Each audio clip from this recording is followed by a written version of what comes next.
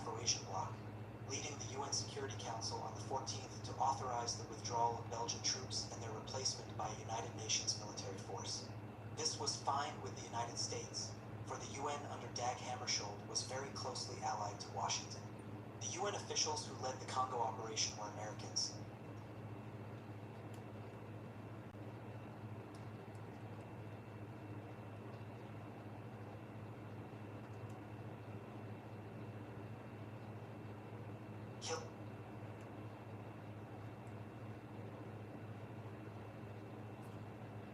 In secret collaboration with the State Department and in exclusion of the Soviet bloc, the latter citizens who worked at the UN Secretariat were kept from seeing the Congo cables. Hammarskjöld himself was quite hostile toward Lumumba.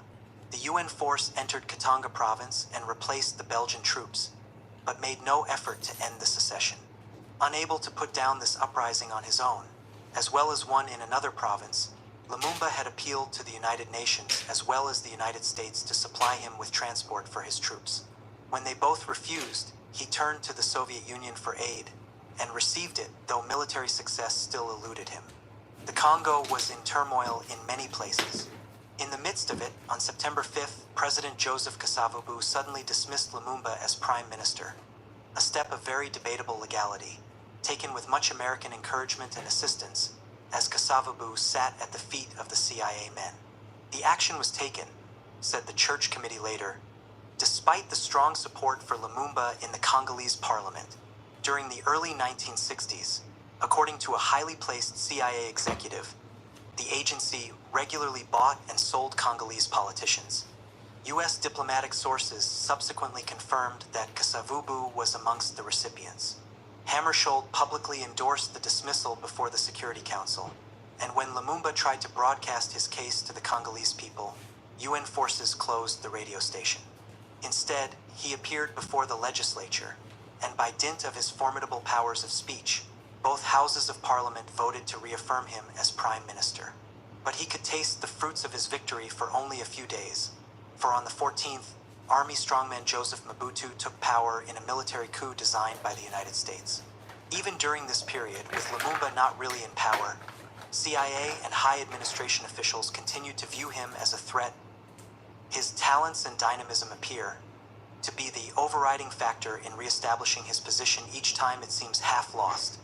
Lumumba was a spellbinding orator with the ability to stir masses of people to action. If he started to talk to a battalion of the Congolese army, he probably would have had them in the palm of his hand in 5 minutes. In late September, the CIA sent one of its scientists, Dr. Sidney Gottlieb, to the Congo carrying lethal biological material, a virus, specifically intended for use in Lumumba's assassination. The virus, which was supposed to produce a fatal disease indigenous to the Congo area of Africa, was transported via diplomatic pouch. In 1975, the Church Committee went on record with the conclusion that Allen Dulles had ordered Lumumba's assassination as an urgent and prime objective, Dulles's words. After hearing the testimony of several officials who believed that the order to kill the African leader had emanated originally from President Eisenhower, the committee decided that there was a reasonable inference that this was indeed the case. As matters evolved in the Congo, the virus was never used, for the CIA's Congo station was unable to come up with this. The Church Committee observed, however, that the CIA station in Leopoldville continued to maintain close contact with Congolese who expressed a desire to assassinate Lumumba. CIA officers encouraged and offered to aid these Congolese in their efforts against Lumumba, although there is no evidence that aid was ever provided for the specific purpose of assassination. Fearing for his life, Lumumba was on the run. For a while he was protected from Mobutu by the United Nations, which, under considerable international pressure, had been forced to put some distance between itself and Washington. But on December 1st, Lumumba was taken into custody by Mobutu's troops. A November 28th CIA cable indicates that the agency was involved in tracking down the charismatic Congo leader. The cable spoke of the CIA station working with the Congolese government to get the roads blocked and troops alerted to close a possible escape route of Lumumba's. The United States had also been involved in the takeover of government by Mobutu, whom author and CIA confidant Andrew Tully described as having been discovered by the CIA. Mobutu detained Lumumba until January 17, 1961, when he transferred his prisoner into the hands of Moise Tshombe of Katanga province, Lumumba's bitter enemy. Lumumba was assassinated the same day. In 1978, former CIA Africa specialist John Stockwell related in his book how a ranking agency officer had told him of driving around with Lumumba's body in the trunk of his car, trying to decide what to do with it. What he did do with it has not yet been made public. During the period of Lumumba's imprisonment, U.S. diplomats in the Congo were pursuing a policy of deploring his beatings and trying to secure humane treatment for him, albeit due to considerations of international opinion and not from tender feelings toward him. The immediate and the long-term effect of Lumumba's murder was to make him the martyr and symbol of anti-imperialism all over Africa and elsewhere in the Third World, which such American officials had feared. Even Mobutu later felt compelled to build a memorial to his victim. Without a clear-cut communist enemy like Lumumba, the Kennedy administration, which came to power on January 20, 1961, was very divided on the Katanga question.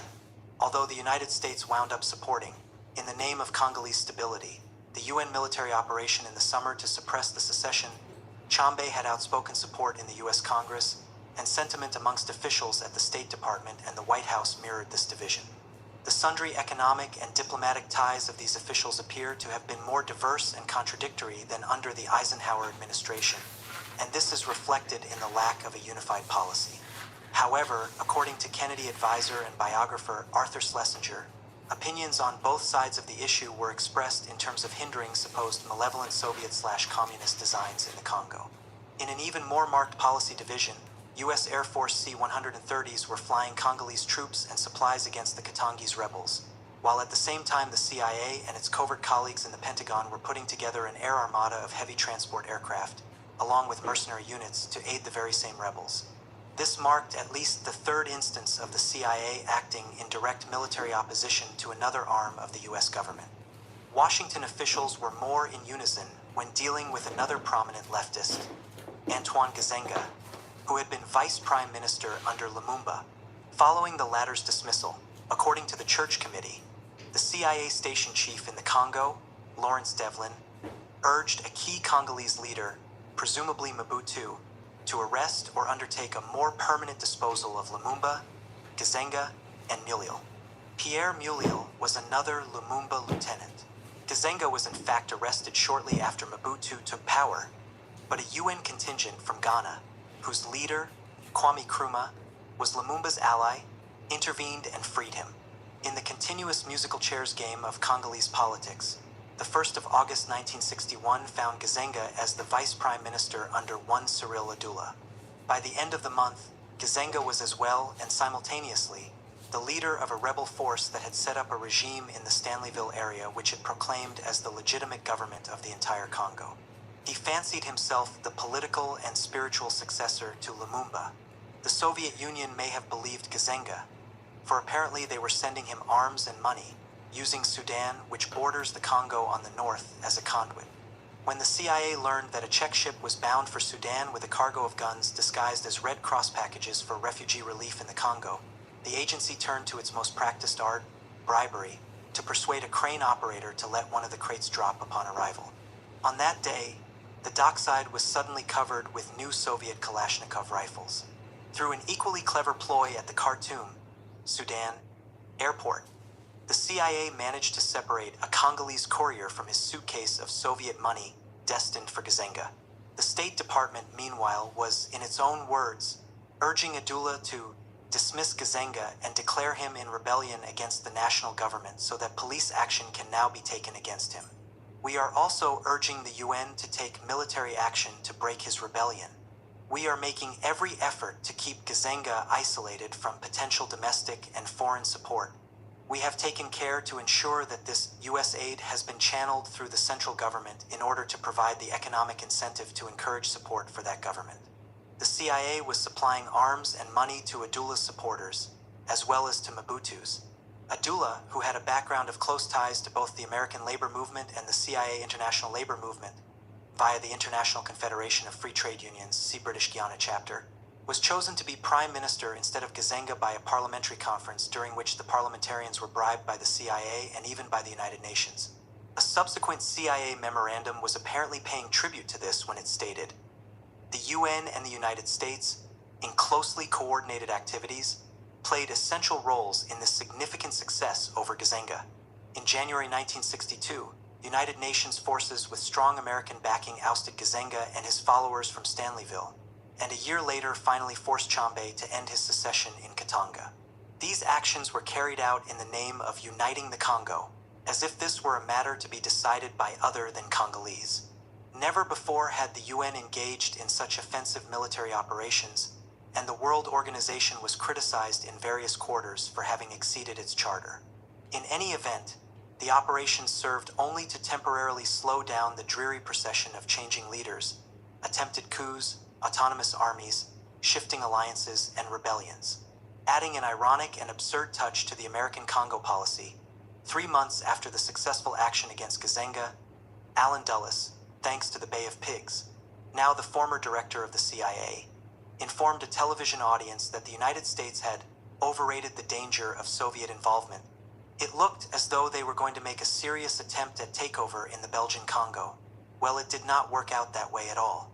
Nonetheless, by the middle of 1964, when rebellion by the heirs of Lumumba and Gazenga was more widespread and furious than ever and the collapse of the central government appeared as a real possibility, the United States was pouring in a prodigious amount of military aid to the Leopoldville regime.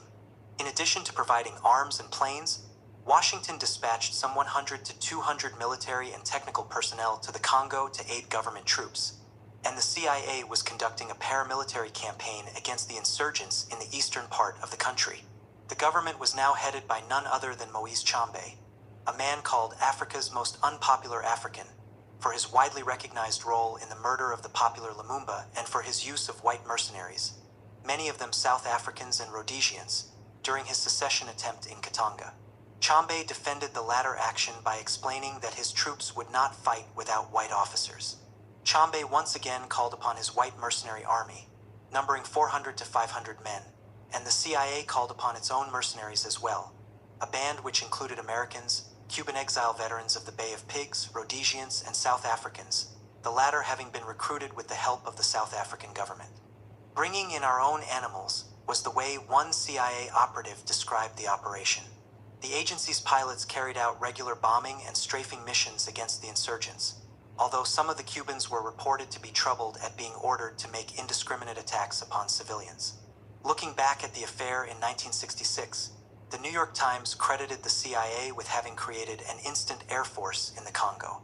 When China protested to the United States about the use of American pilots in the Congo, the State Department issued an explicit denial, then publicly reversed itself, but insisted that the Americans were flying under contract with the Congolese government. The next day, the department said that the flights would stop after having obtained assurances from other arms of the U.S. government, although it still held to the position that the matter was one between the Congolese government and civilian individuals who were not violating American law. The Congolese against whom this array of military might was brought to bear were a coalition of forces. Some of the leading figures had spent time in Eastern Europe, the Soviet Union, or China, and were receiving token amounts of arms and instruction from those countries. But they were never necessarily in the communist camp any more than the countless third worlders who have gone to university in the United States and have been courted afterwards are necessarily in the Western/capitalist camp. This does not hold for professional military officers who, unlike students, tend to be a particularly homogeneous group, conservative, authoritarian, and anti-communist. Africa scholar M. Crawford Young has observed that amongst the coalition leadership, the destruction of the Leopoldville regime, a vigorous reassertion of Congolese control over its own destiny, and a vague socialist commitment were recurrent themes. But at bottom it appeared far more a frame of mind and a style of expression than an interrelated set of ideas. The rebels had no revolutionary program they could or did proclaim.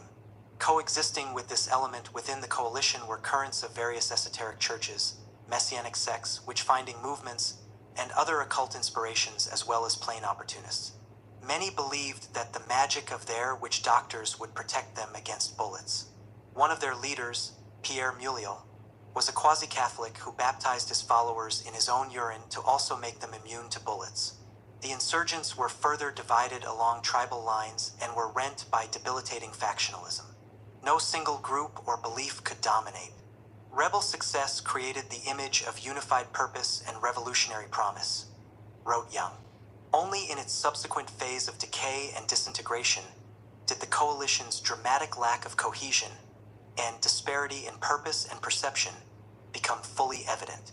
The New York Times addressed the question of the coalition's ideology as follows.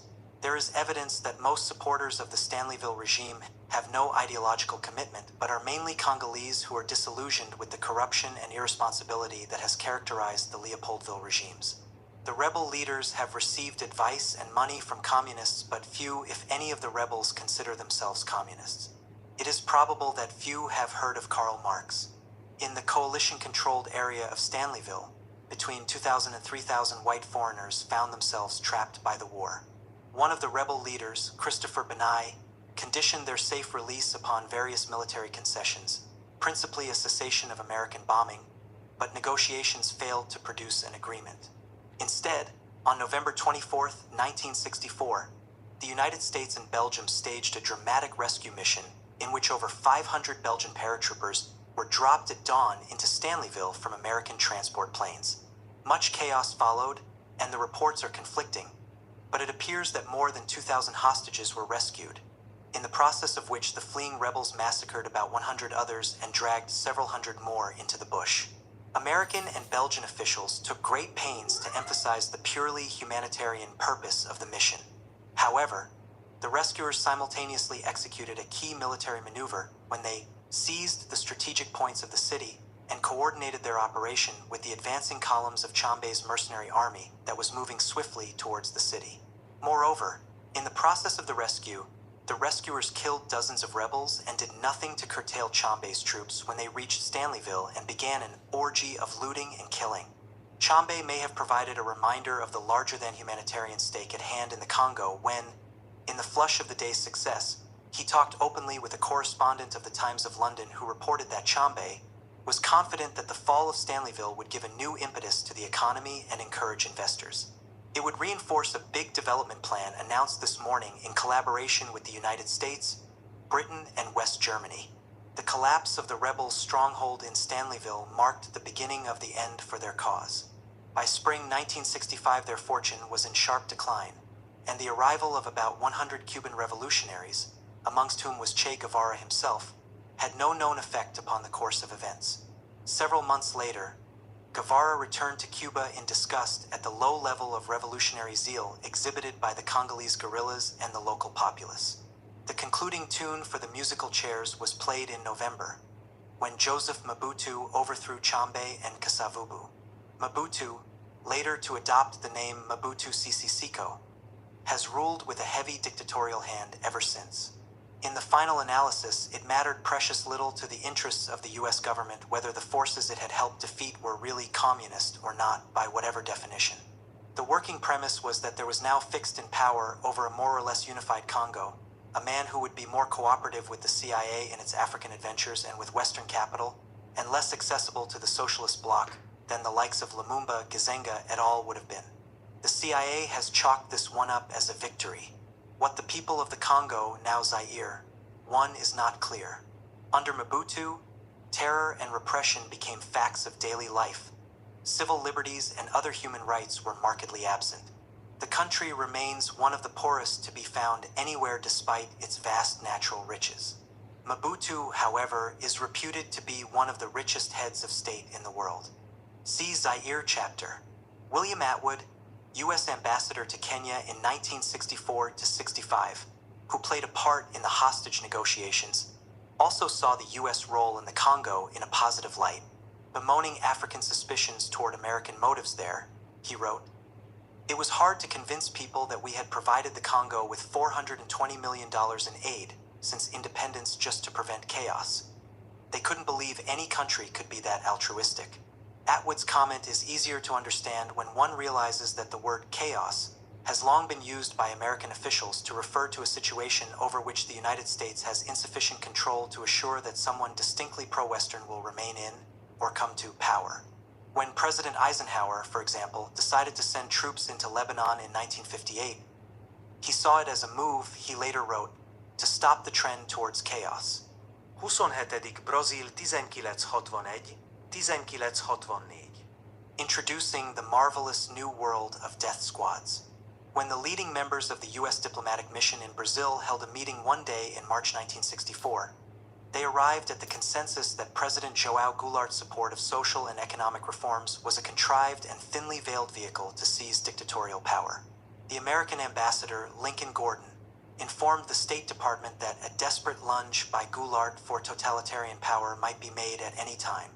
The Brazilian Army Chief of Staff, General Humberto de Alencar Castelo, or Castelo Branco, provided the American embassy with a memorandum in which he stated his fear that Goulart was seeking to close down Congress and initiate a dictatorship. Within a week after the expression of these concerns, the Brazilian military, with Castelo Branco at its head, overthrew the constitutional government of President Goulart, the culmination of a conspiratorial process in which the American embassy had been intimately involved. The military then proceeded to install and maintain for 2 decades one of the most brutal dictatorships in all of South America. What are we to make of all this? The idea that men of rank and power lie to the public is commonplace, not worthy of debate. But do they as readily lie to each other? Is their need to rationalize their misdeeds so great that they provide each other a moral shoulder to lean on? Men use thoughts only to justify their injustices, wrote Voltaire, and speech only to conceal their thoughts. The actual American motivation in supporting the coup was something rather less heroic than preserving democracy, even mundane as such matters go. American opposition to Goulart, who became president in 1961, rested upon a familiar catalog of complaints. U.S. Defense Secretary Robert McNamara questioned Brazil's neutral stand in foreign policy. The Brazilian ambassador in Washington, Roberto Campos, responded that neutralism was an inadequate term and explained that what was involved was really a deep urge of the Brazilian people to assert their personality in world affairs. American officials did not approve of some of the members of Goulart's cabinet, and said so. Ambassador Campos pointed out to them that it was quite inappropriate for the United States to try to influence the composition of the cabinet. Attorney General Robert Kennedy met with Goulart and expressed his uneasiness about the Brazilian president allowing communists to hold positions in government agencies. Bobby was presumably acting on the old and very deep-seated American belief that once you welcome 1 or 2 communists into your parlor, they take over the whole house and sign the deed over to Moscow. Goulart did not see this as a danger. He replied that he was in full control of the situation, later remarking to Campos that it was as if he had been told that he had no capacity for judging the men around him. The American defense attaché in Brazil, Colonel Vernon Walters, reported that Goulart showed favoritism towards ultranationalist military officers over pro-US officers. Goulart saw it as promoting those officers who appeared to be most loyal to his government. He was, as it happens, very concerned about American-encouraged military coups and said so explicitly to President Kennedy. Goulart considered purchasing helicopters from Poland because Washington was delaying on his request to purchase them from the United States. Ambassador Gordon told him that he could not expect the United States to like it. The Goulart administration, moreover, passed a law limiting the amount of profits multinationals could transmit out of the country, and a subsidiary of ITT was nationalized. Compensation for the takeover was slow in coming because of Brazil's precarious financial position, but these were the only significant actions taken against U.S. corporate interests. Inextricably woven into all these complaints, yet at the same time standing apart, was Washington's dismay with Brazil's drift to the left. The communist/leftist influence in the labor movement, leftist infiltration wherever one looked, anti-Americanism among students and others. The American Consul General in Sao Paulo suggested to the State Department that the United States found competing student organizations. The general erosion of U.S. influence and the power of people and groups friendly to the United States. One might go so far as to suggest that Washington officials felt unloved, were it not for the fact that the coup, as they well knew from much past experience, could result only in intensified anti-Americanism all over Latin America. Goulart's predecessor, Janio da Silva Quadrush, had also irritated Washington. Why should the United States trade with Russia and her satellites but insist that Brazil trade only with the United States? He asked, and proceeded to negotiate with the Soviet Union and other communist countries to re-establish diplomatic and commercial relations. He was, in a word, independent. Quadrush was also more or less a conservative who clamped down hard on unions, sent federal troops to the northeast hunger dens to squash protest, and jailed disobedient students. But the American ambassador at the time, John Morse Cabot, saw fit to question Brazil's taking part in a meeting of uncommitted, non-aligned nations. Brazil has signed various obligations with the United States and American nations, he said. I am sure Brazil is not going to forget her obligations. It is committed. It is a fact. Brazil can uncommit itself if it wants. In early 1961, shortly after Quadrush took office, he was visited by Adolph Burley, Jr., President Kennedy's advisor on Latin American affairs and formerly ambassador to Brazil. Burley had come as Kennedy's special envoy to solicit Quadrush's backing for the impending Bay of Pigs invasion. Ambassador Cabot was present and some years later described the meeting to author Peter Bell. Bell has written, Ambassador Cabot remembers a stormy conversation in which Burley stated the United States had $300 million in reserve for Brazil and in effect offered it as a bribe for Brazilian cooperation. Quadrush became visibly irritated after Burley refused to heed his third no. No Brazilian official was at the airport the next day to see the envoy off. Quadrush, who had been elected by a record margin, was, like Goulart, accused of seeking to set up a dictatorship because he sought to put teeth into measures unpopular with the oligarchy, the military, and/or the United States, as well as pursuing a pro-communist foreign policy. After but 7 months in office, he suddenly resigned, reportedly under military pressure, if not outright threat. In his letter of resignation, he blamed his predicament on reactionaries and the ambitions of groups of individuals, some of whom are foreigners, the terrible forces that arose against me. A few months later, Quadrush reappeared to deliver a speech in which he named Burley, Cabot, and U.S. Treasury Secretary Douglas Dillon as being among those who had contributed to his downfall. Dillon, he said, sought to mix foreign policy with Brazil's needs for foreign credits. Both Burley and Cabot had been advocates of the 1954 overthrow of Guatemalan President Arbenz, whose sins, in Washington's eyes, were much the same as those Goulart was now guilty of. At the same time, Quadrush announced his intention to lead a people's crusade against the reactionaries, the corrupt, and the communists. As Quadrush's vice president, Goulart succeeded to the presidency in August 1961, despite a virtual coup and civil war initiated by segments of the military to block him because he was seen as some sort of dangerous radical. Only the intervention of loyalist military units and other supporters of the constitutional process allowed Goulart to take office. The military opposition to Goulart arose, it should be noted, before he had the opportunity to exhibit his alleged tendencies toward dictatorship. Indeed, as early as 1954, the military had demonstrated its antipathy toward him by forcing President Vargas to fire him from his position as Minister of Labor. The American doubts about Goulart also predated his presidency.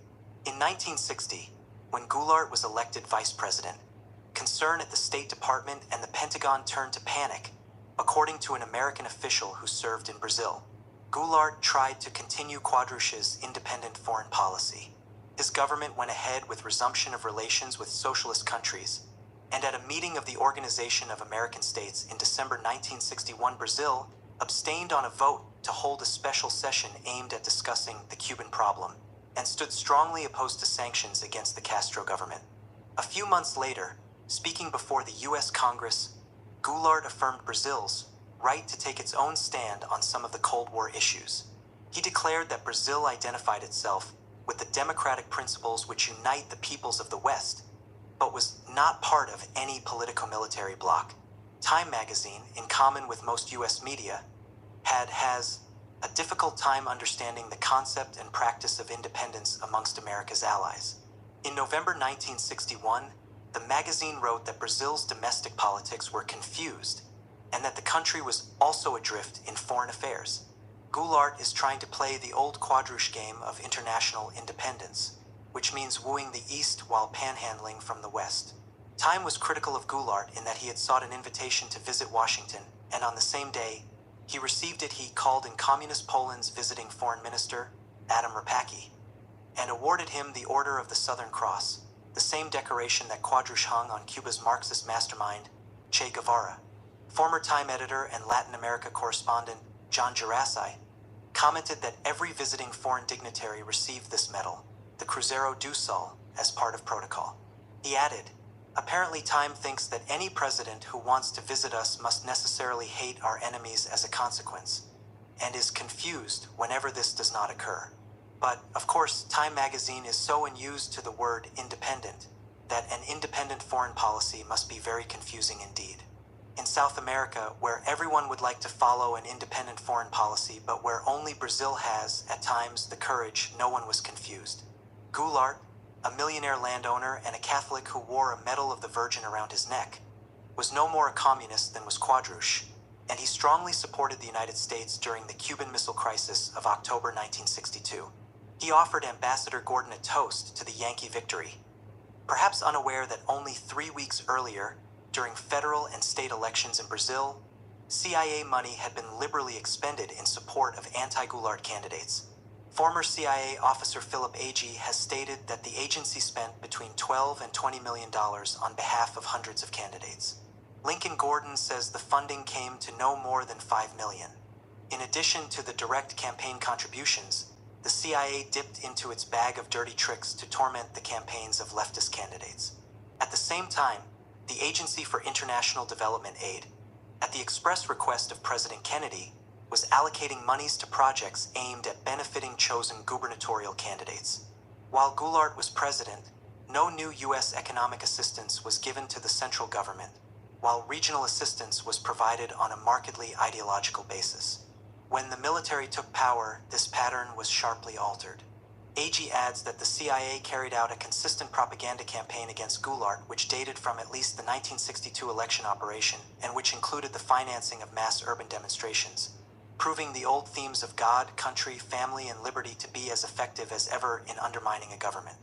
CIA money also found its way to a chain of right-wing newspapers, Diarias Associates, to promote anti-communism, for the distribution of 50,000 books of similar politics to high school and college students, and for the formation of women's groups with their special Latin mothers' emphasis on the godlessness of the communist enemy. The women and other CIA operatives also went into the rumor-mongering business, spreading stories about outrages Goulart and his cronies were supposed to be planning, such as altering the Constitution so as to extend his term, and gossip about Goulart being a cuckold and a wife-beater. All this to overthrow a man who, in April 1962, had received a ticker-tape parade in New York City, was warmly welcomed at the White House by President Kennedy, and had addressed a joint session of Congress. The intra-service confrontation which had attended Goulart's accession to power apparently kept a rein on coup-minded officers until 1963. In March of that year, the CIA informed Washington, but not Goulart, of a plot by conservative officers. During the course of the following year, the plots thickened. Brazilian military officers could not abide by Goulart's attempts at populist social reforms. Though his program was timid, his rhetoric generally mild, and his actions seldom matched either. He himself pointed out that General Douglas MacArthur had carried out a more radical distribution of land in Japan after the Second World War than anything planned by the Brazilian government. The military men were particularly incensed at Goulart's support of a weakening of military discipline and his attempts to build up a following among non-commissioned officers. This the president was genuinely serious about because of his paranoia about a coup. Goulart's wooing of NCOs and his appeals to the population over the heads of a hostile Congress and state governors, something President Reagan later did on several occasions, were the kind of tactics his enemies labeled as dictatorial. In early 1964, disclosed Fortune magazine after the coup, an emissary was sent by some of the military plotters to ask U.S. Ambassador Lincoln Gordon what the U.S. position would be if civil war broke out. The emissary reported back that Gordon was cautious and diplomatic, but he left the impression that if the plotters could hold out for 48 hours, they would get U.S. recognition and help. The primary American contact with the conspirators was Defense Attaché Vernon Walters, who arrived in Brazil after having been apprised that President Kennedy would not be averse to the overthrow of João Goulart.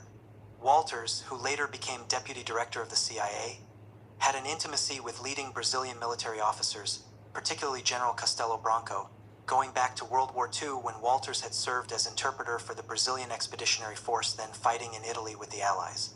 Brazil was the only Latin American country to send ground combat troops to the war, and it allowed the United States to build huge aircraft staging bases on its territory.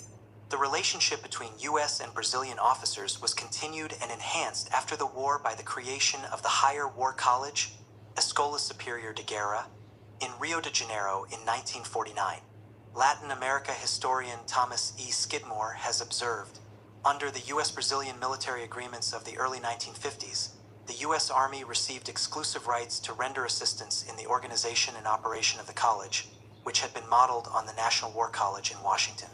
In view of the fact that the Brazilian War College became a rallying point for leading military opponents of civilian populist politicians, it would be worth examining the extent to which the strongly anti-communist ideology, bordering on an anti-political attitude, of certain officers was reinforced or moderated by their frequent contacts with United States officers. There was, moreover, the ongoing U.S. military assistance program, which Ambassador Gordon described as a major vehicle for establishing close relationships with personnel of the armed forces, and a highly important factor in influencing the Brazilian military to be pro-US. A week before the coup, Castelo Branco, who emerged as the leader of the conspirators, gave Walters a copy of a paper he had written which was in effect a justification for a military coup. Another variation on the theme of upholding the Constitution by preventing Goulart from instituting a dictatorship. To Lincoln Gordon and other American officials, civil war appeared a real possibility as the result of a coup attempt. As the scheduled day approached, contingency plans were set up.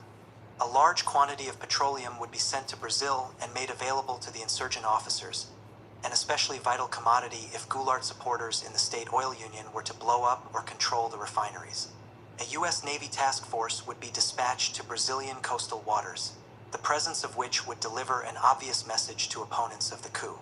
Arms and ammunition would be sent to Branco's forces to meet their fighting needs. Concerned that the coup attempt might be met by a general strike, Washington discussed with Gordon the possible need for the U.S. to mount a large material program to assure the success of the takeover. The conspirators had already requested economic aid from the United States in the event of their success to get the government and economy moving again, and had received a generally favorable response. At the same time, Gordon sent word to some anti-Goulart state governors emphasizing the necessity, from the American point of view, that the new regime have a claim to legitimacy. The ambassador also met with former President Juscelino Kubitschek to urge him to take a stronger position against Goulart, and to use his considerable influence to swing a large congressional group and thereby influence the legitimacy issue of the American contingency measures. Indications are that it was the naval show of force, which, it turned out, included an aircraft carrier, destroyers, and guided missiles, which most encouraged the Brazilian military plotters or convinced those still wavering in their commitment. Another actor in the unfolding drama was the American Institute for Free Labor Development. The AIFLD came formally into being in 1961 and was technically under the direction of the American labor movement AFL-CIO, but was soon being funded almost exclusively by the US government aid and serving consistently as a CIA instrument in most countries of Latin America. In May 1963, the AIFLD founded the Instituto Cultural Trabalho in Brazil, which, over the next few years, gave courses to more than 7,000 union leaders and members. Other Brazilians went to the United States for training. When they returned to Brazil, said AIFLD executive William Doherty, Jr., some of them became intimately involved in some of the clandestine operations of the revolution before it took place on April 1st. What happened in Brazil on April 1st did not just happen, it was planned, and planned months in advance. Many of the trade union leaders, some of whom were actually trained in our institute, were involved in the revolution and in the overthrow of the Goulart regime. Doherty did not spell out any details of the AIFLD role in the coup, or revolution as he called it. Although Reader's Digest later reported that one of the AIFLD-trained labor leaders set up courses for communication workers in combating communism in the labor movement in Brazil, and, after every class, he quietly warned key workers of coming trouble and urged them to keep communications going no matter what happened. Additionally, Richard Martinez, an unwitting CIA contract employee who was sent to Brazil to work with the agency's Post, Telegraph, and Telephone Workers International, formerly Doherty's domain, has revealed that his field workers in Brazil burned down Communist Party headquarters at the time of the coup. The coup began on March 31st, 1964, with the advance upon Rio of troops and tanks. Officers obtained the support of some units of enlisted men by telling them they were heading for the city to secure it against Goulart's enemies. But at the main Air Force base, pro-Goulart enlisted men, hearing of the move toward Rio, seized the base and put their officers under arrest. Indecision and cold feet intervened, however, and what might have reversed the course of events instead came to naught. Other military units loyal to Goulart took actions elsewhere, but these too fizzled out. Here and there a scattering of workers went out on strike. Several short-lived, impotent demonstrations took place, but there was little else. A number of labor leaders and radicals were rounded up on the orders of certain state governors. Those who were opposed to what was happening were not prepared for violent resistance. In one incident, a group of students staged a protest. Some charged up the stairs of an army organization, but the guard fired into their midst, killing 2 of them and forcing the others to fall back. Most people counted on loyal armed forces to do their duty, or waited for the word from Goulart. Goulart, however, was unwilling to give the call for a civil war. He did not want to be responsible, he said, for bloodshed amongst Brazilians and fled to Uruguay. Lincoln Gordon cabled Washington the good news, suggesting the avoidance of a jubilant posture. He described the coup as a great victory for the free world, adding, in a remark that might have had difficulty getting past the lips of even John Foster Dulles, that without the coup there could have been a total loss to the west of all South American republics. Following a victory parade in Rio on April 2nd by those pleased with the coup, a march of family with God for liberty, Gordon informed the State Department that the only unfortunate note was the obviously limited participation in the march of the lower classes. His cable work done, the former Harvard professor turned his attention back to trying to persuade the Brazilian Congress to bestow a seal of legitimacy upon the new government. 2 years later, Gordon was to be questioned by a senator during hearings to consider his nomination as Secretary of State for Inter-American Affairs. "I am particularly concerned," said the senator, "with the part you may have played, if any, in encouraging, promoting, or causing that overthrow." Said Lincoln Gordon, "The answer to that, Senator, is very simple. The movement which overthrew President Goulart was a purely 100%, not 99.44, but 100% purely Brazilian movement. Neither the American embassy nor I personally played any part in the process whatsoever." Gordon's boss, Dean Rusk, was not any more forthright. When asked about Cuban charges that the United States was behind the coup, the Secretary of State responded, "Well, there is just not one iota of truth in this. It's just not so in any way, shape, or form." While Attorney General Robert Kennedy's view of the affair, stated to Gordon, was, "Well, Goulart got what was coming to him. Too bad he didn't follow the advice we gave him when I was there." Gordon artfully combined fast talk with omission of certain key facts about Brazilian politics. His summary of Goulart's rise and fall made no mention at all of the military's move to keep him from taking office in 1961, to convince the assembled senators that Goulart was indeed seeking to set up a personal dictatorship.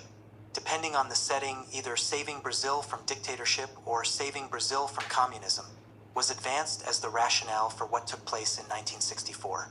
General Andrew O'Mara, head of the U.S. Southern Latin America Command, had it both ways. He told a House committee that the coming to power of the Castelo Branco government in Brazil last April saved that country from an immediate dictatorship which could only have been followed by communist domination. The rescue from communism position was especially difficult to support, the problem being that the communists in Brazil did not, after all, do anything which the United States could point to. Moreover, the Soviet Union was scarcely in the picture. Early in 1964, reported a Brazilian newspaper, Russian leader Khrushchev told the Brazilian Communist Party that the Soviet government did not wish either to give financial aid to the Goulart regime or to tangle with the United States over the country. In his reminiscences, albeit, as mentioned earlier, not meant to be a serious work of history, Khrushchev does not give an index reference to Brazil. A year after the coup, trade between Brazil and the USSR was running at $120 million per year, and a Brazilian mission was planning to go to Moscow to explore Soviet willingness to provide a major industrial plant. The following year, the Russians invited the new Brazilian president-to-be, General Costa e Silva, to visit the Soviet Union.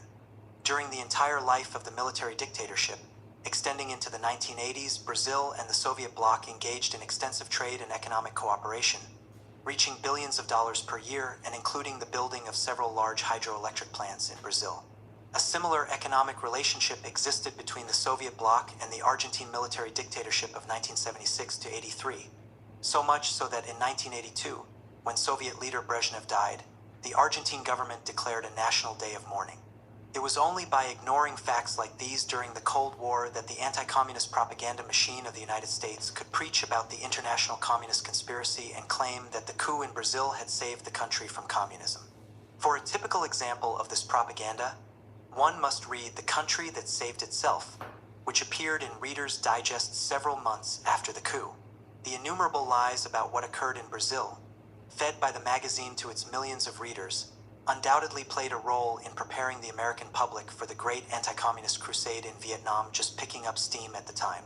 The article began, "Seldom has a major nation come closer to the brink of disaster and yet recovered than did Brazil in its recent triumph over red subversion.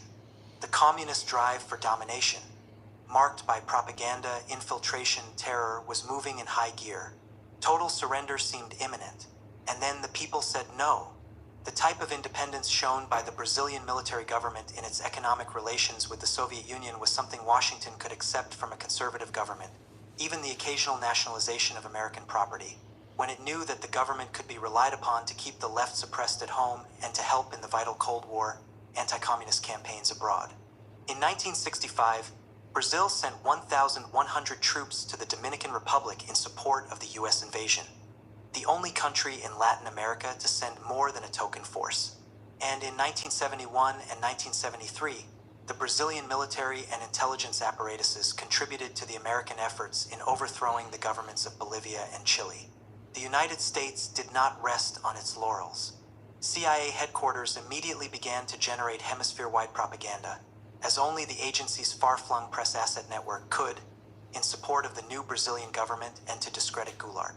Dean Rusk, concerned that Goulart might be received in Uruguay, as if he were still Brazil's president on the grounds that he had not resigned, cabled the American embassy in Montevideo that it would be useful if you could quietly bring to the attention of appropriate officials the fact that despite his allegations to the contrary, Goulart has abandoned his office.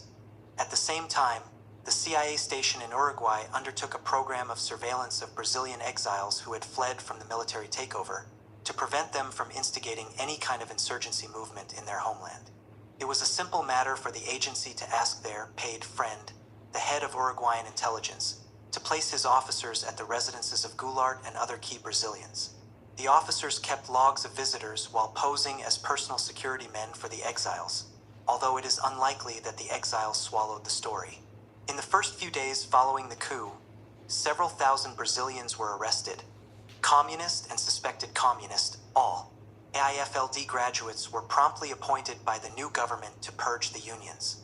Though Ambassador Gordon had assured the State Department before the coup that the armed forces would be quick to restore constitutional institutions and return power to civilian hands, this was not to be. Within days, General Castelo Branco assumed the presidency, and over the next few years his regime instituted all the features of military dictatorship which Latin America has come to know and love. Congress was shut down, political opposition was reduced to virtual extinction, habeas corpus for political crimes was suspended, criticism of the president was forbidden by law, labor unions were taken over by government interveners. Mounting protests were met by police and military firing into crowds. The use of systematic disappearance as a form of repression came upon the stage of Latin America. Peasants' homes were burned down, priests were brutalized. The government had a name for its program: the moral rehabilitation of Brazil. Then there was the torture and the death squads, both largely undertakings of the police and the military, both underwritten by the United States.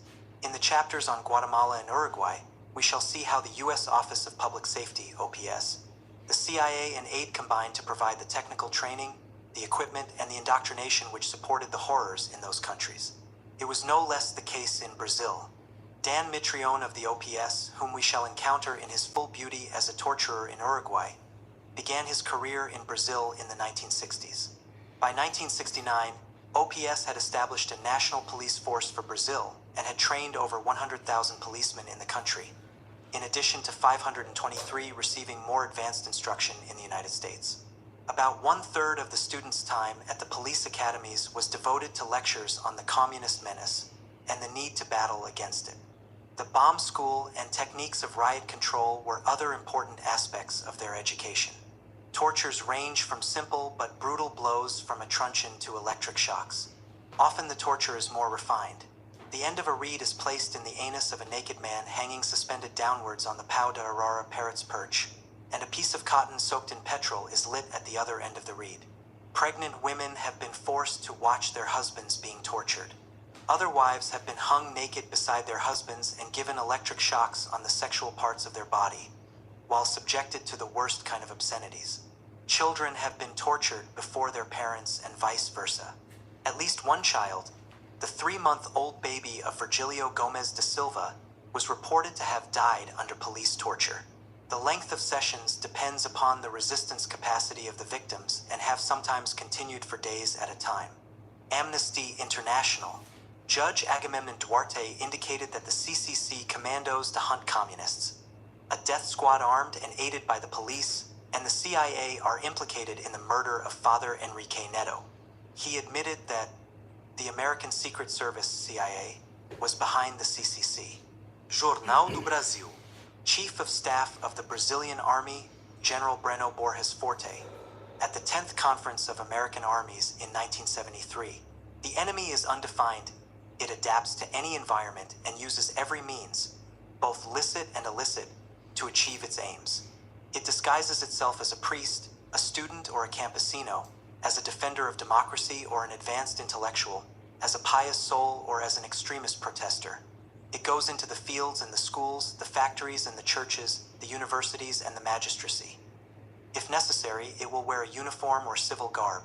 In some, it will take on any role that it considers appropriate to deceive, to lie, and to take in the good faith of Western peoples. In 1970, a U.S. Congress study group visited Brazil. It gave this summary of statements by American military advisors there. Rather than dwell on the authoritarian aspects of the regime, they emphasize assertions by the Brazilian armed forces that they believe in and support representative democracy as an ideal and would return government to civilian control if this could be done without sacrifice to security and development. This withdrawal from the political arena is not seen as occurring in the near future. For that reason, they emphasize the continued importance of the military assistance training program as a means of exerting U.S. influence and retaining the current pro-U.S. attitude of the Brazilian armed forces. Possible disadvantages to U.S. interests in being so closely identified with an authoritarian regime are not seen as particularly important. The CIA never rests. The New York Times reported in 1966, when the CIA learned last year that a Brazilian youth had been killed in 1963, allegedly in an auto accident, while studying on a scholarship at the Lumumba University in Moscow, it mounted a massive publicity campaign to discourage other South American families from sending their youngsters to the Soviet Union. Continued on page 471. 28. Peru de 1960 a 1965. Fort Bragg moves to the jungle. It was a CIA dream come true. A commando raid by anti-Castro Cubans upon the Cuban embassy in Lima had uncovered documentary proof that Cuba had paid out hundreds of thousands of dollars in Peru for propaganda to foster favorable attitudes toward the Cuban Revolution and to promote communist activities within the country. This was no standard broad-brush Cold War accusation, for the documents disclosed all manner of details and names, the culprits who had been on the receiving end of the tainted money, men in unions and universities and in politics, men who had secretly visited Cuba, all expenses paid. To top it all off, these were men the CIA looked upon as enemies. The only problem, and it wasn't really a problem, was that some of the documents were counterfeit. The raid had certainly taken place on November 8, 1960 to be exact, and documents had indeed been seized at gunpoint. But the most incriminating of the documents, presented a month later with the authentic ones, had been produced by the experts of the CIA's Technical Services Division. It was a propaganda windfall, The story received wide media coverage in Latin America and the United States, accompanied by indignant anti-communist articles and editorials. The Wall Street Journal was moved to run an extremely long, slightly hysterical piece, obviously based on Washington handouts, strikingly unquestioned, which warned that mountainous stacks of intelligence data from the 20 nations stretching from Mexico to Argentina tell of a widening communist push into the hemisphere. To be sure, the Cubans insisted that the documents were not genuine, but that was only to be expected. The affair was to cast a shadow over Castro's foreign relations for some time to come. The most propitious outcome, from the CIA's standpoint, was that within days after the disclosure, the Peruvian government broke diplomatic relations with Cuba. This was a major priority of the agency in Lima, as in most other CIA stations in Latin America, and led further to the Cuban news agency, Prensa Latina, being barred from operating in Peru. The news agency's dispatches, the Peruvian authorities now decided, were controlled from Moscow. A week later, there was further welcome fallout from the incident. The government enacted legislation making it easier to arrest members of the Communist Party, although this was repealed a year later. During its deliberations, the Peruvian legislature accepted a sworn statement from one Francisco Ramos Montejo, a recent defector from the Cuban embassy who had been present during the raid, who confirmed that all the documents were genuine. Ramos, who was now living in Miami and working for the CIA, added fresh revelations that there had been detailed plans for the assassination of Peruvian officials and for the overthrow of the government, and that arms had been smuggled into Peru from Bolivia and Ecuador, presumably for these purposes. Of such stuff is the battle for the hearts and minds of Latin Americans made. The political history of Peru has been of the classic South American mold, an oligarchy overthrown by a military coup replaced by another oligarchy, periodically punctuated by an uprising, sporadic violence from the forgotten below to remind those above that they are still alive, albeit barely. Veteran Latin American newsman John Gerassi described the state of those below in the Peru of the early 1960s. In Lima, the capital, whose colonial mansions enveloped by ornate wooden balconies help make it one of the most beautiful cities in the world, half of the 1.3 million inhabitants live in rat-infested slums. One, called El Monton, is built around, over, and in the city dump. There, when I visited it, naked children, some too young to know how to walk, competed with pigs for a few bits of food scraps accidentally discarded by the garbage men. The peasants chew cocaine-producing coca leaves to still hunger pains, and average 500 calories a day. Where there is grass, the Peruvian Andes Indian eats it, and also the sheep he kills when it gets so hungry that it begins tearing another sheep's wool off for its food. The peons who work the land of the whites average one sol, for cents, a day, and labor from sunup to sundown. During this period, a movement led by Hugo Blanco organized peasants into unions, staged strikes, and seized land. The movement engaged in little which could be termed guerrilla warfare, using its meager arms to defend the squatters, and was easily and brutally put down by the police and army, apparently without significant American assistance other than the routine arming and training of such forces. By 1965, however, several guerrilla groups had evolved in the eastern slopes of the Andes, cognizant of the bare truth that organizing peasants was, by itself, painfully inadequate. Some would say suicidal.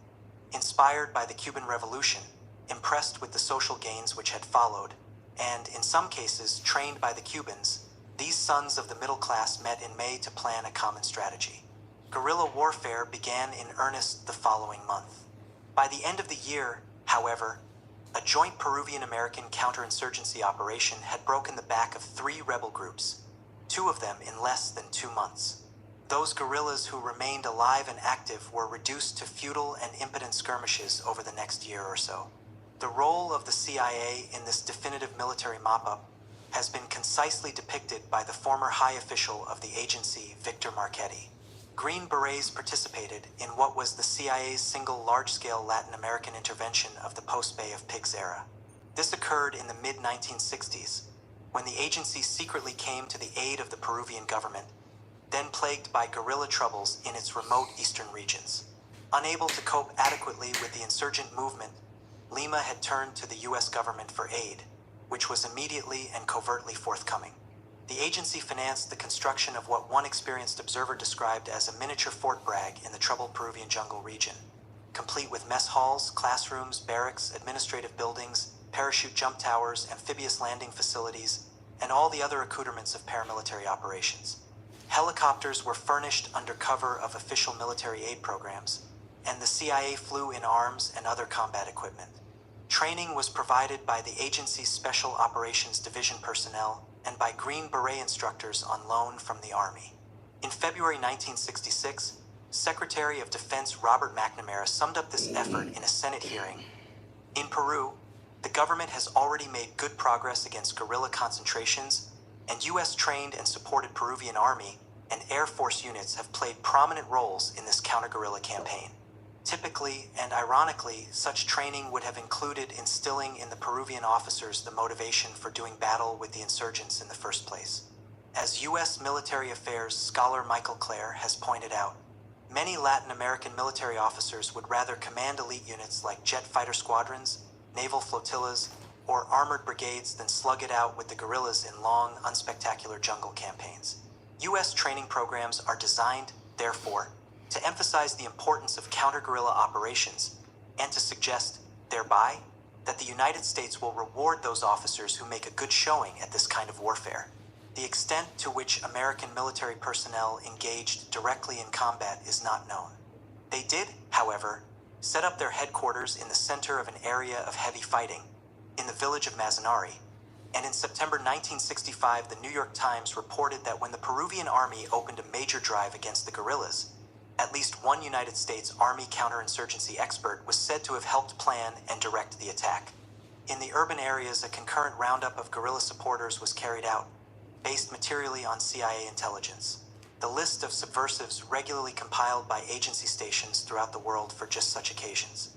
The CIA is usually in a much better position to collect this information than the host government, due to its superior experience in the field, funds available for hiring informants, technical equipment for eavesdropping, and greater motivation. While this was taking place, the war in Vietnam and the militant protest against it had already captured the front pages of American newspapers, and the isolated New York Times dispatch referred to above easily passed into oblivion.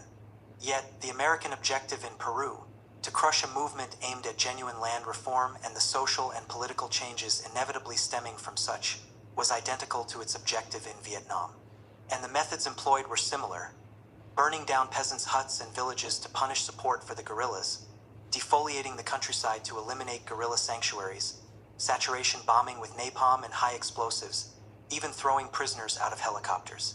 The essential difference, one which spelled disaster for the Peruvian insurgents, was that their ranks were not augmented in any appreciable number by the Indian peasants, a group with little revolutionary consciousness and even less daring. For centuries of dehumanization had robbed them of virtually all hope and the sense of a right to revolt. And when this sense stirred even faintly, such as under Hugo Blanco, it was met head-on by the brick wall of official violence. It is a measure of the ultimate cynicism of the Peruvian and American military authorities that soldiers were stationed outside their home areas to lessen their resistance when the order was given to shoot. But it all worked. It worked so well that more than a decade was to pass before desperate men took to arms again in Peru. 29.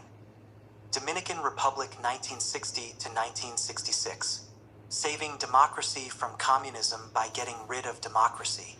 On the night of May 30th, 1961, Generalissimo Rafael Trujillo, mass murderer, torturer par excellence, absolute dictator, was shot to death on a highway in the outskirts of the capital city, Ciudad Trujillo. The assassination set off a chain of events over the next 5 years which featured sustained and remarkably gross intervention into the internal affairs of the Dominican Republic by the United States, the likes of which had not been seen in Latin America since the heyday of American gunboat diplomacy. The United States had been an accomplice in the assassination itself of the man it had helped to climb to power and to endure for some 30 years. It marked one of the rare occasions that the U.S. government acted to overthrow a right-wing despot, albeit anti-communism was still the motivating force. Whatever repugnance individual Washington policymakers may have felt toward Trujillo's incredible violations of human rights over the years, his fervent adherence to American policies, his repression of the left, and, as a consequence, the vigorous support he enjoyed in Congress, where Trujillo's money was no stranger, and in other influential American circles, were enough to keep successive United States administrations looking the other way. When, in January 1959, Fulgencio Batista fell before the forces of Fidel Castro in nearby Cuba. A reconsideration of this policy was thrust upon Washington's agenda. This historic event seemed to suggest that support of right-wing governments might no longer be the best way of checking the rise of revolutionary movements in Latin America, but rather might be fostering them. Indeed, in June, a force of Dominican exiles launched an invasion of their homeland from Cuba. Although the invasion was a complete failure, it could only serve to heighten Washington's concern about who was swimming around in the American lake. Batista is to Castro as Trujillo is to underscore was the implicit assumption, and Washington wanted to ensure that it could help fill in the blank, is the way one analysis formulated the problem. As a result, the United States began to cast about for a way to get rid of Trujillo, and at the same time to ensure a responsible successor. Ironically, it was to Trujillo's Dominican Republic that Batista had fled. The decision to topple Trujillo was reinforced in early 1960 when the United States sought to organize hemispheric opposition to the Castro regime.